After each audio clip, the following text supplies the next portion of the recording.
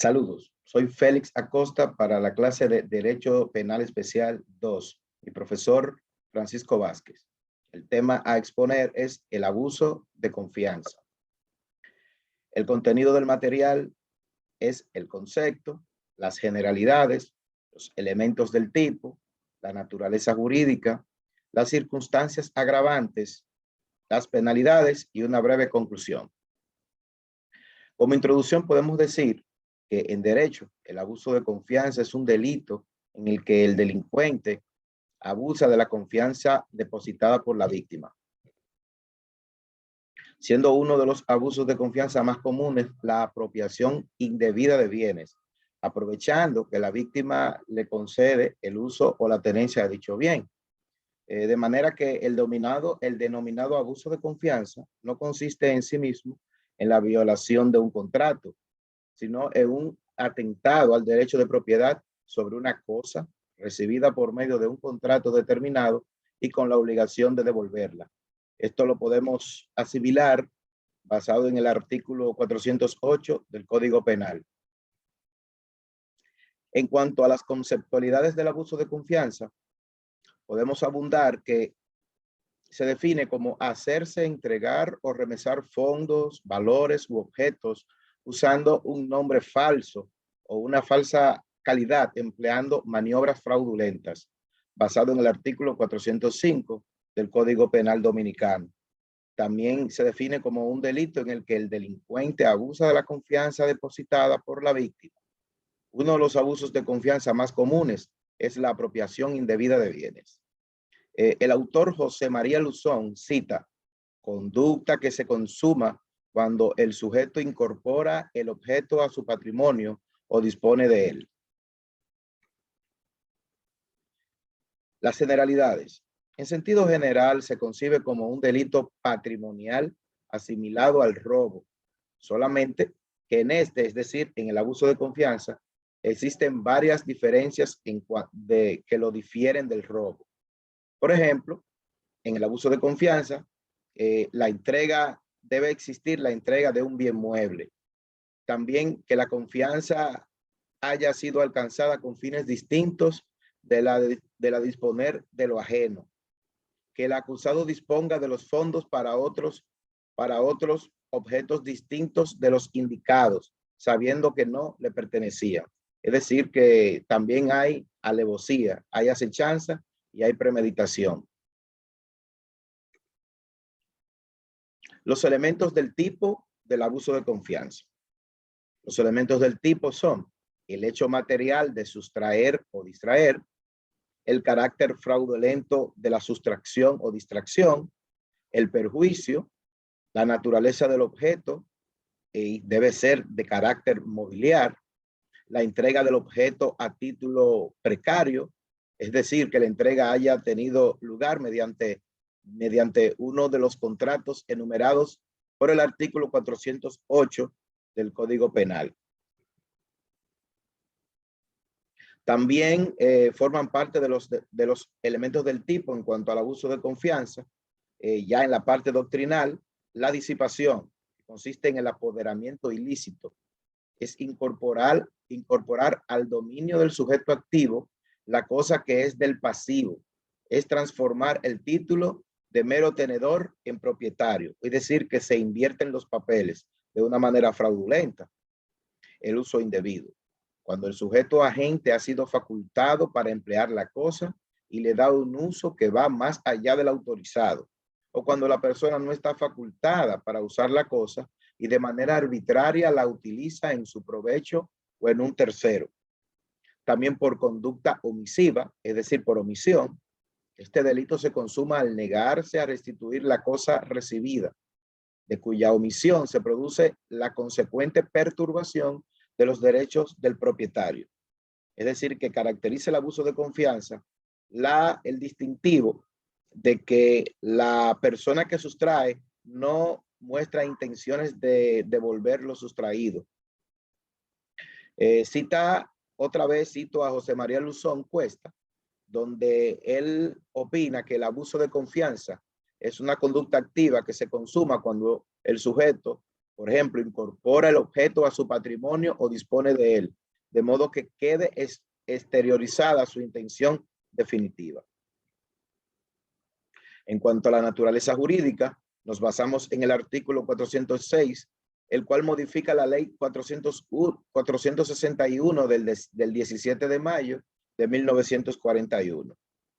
Dice, el que abusando de la debilidad, las pasiones o las necesidades de un menor, le hiciere suscribir en su propio perjuicio, obligación, finiquito o descargo por préstamos de dinero o de cosas muebles o efectos de comercio u otros efectos obligatorios, incurrirá en la pena de prisión correccional de 1 a 2 años y multa que no bajará de 50 pesos, ni excederá el tanto de la tercera parte de las indemnizaciones y restituciones que se deban al agraviado.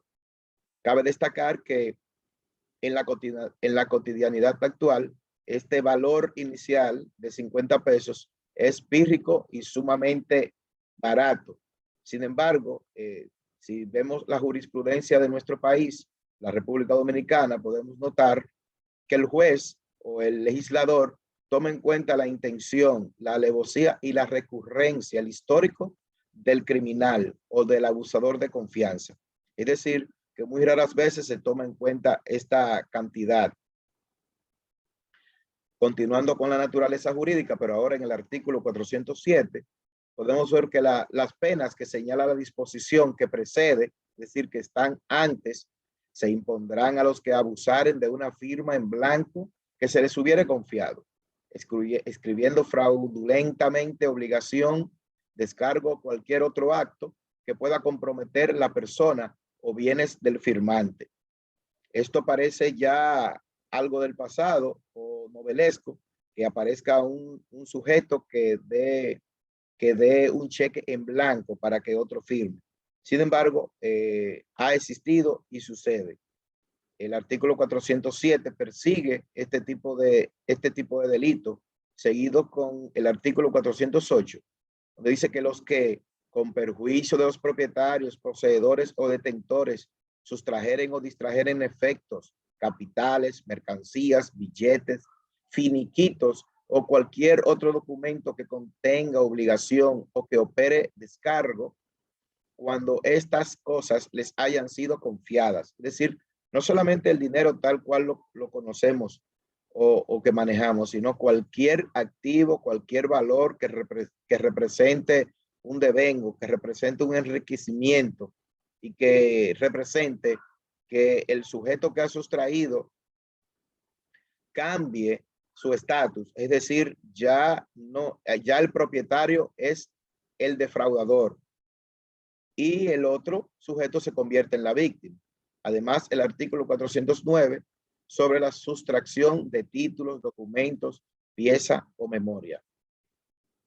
Continuando con las circunstancias que agravan o las circunstancias agravantes, ya en contrariedad con las circunstancias atenuantes que alargan, disminuyen y ablandan la pena, pero las circunstancias agravantes son elementos que hacen que casi seguro el criminal sea condenado. Son circunstancias en las cuales aumentan la pena y la hacen mucho más fehaciente y clara ante el juez.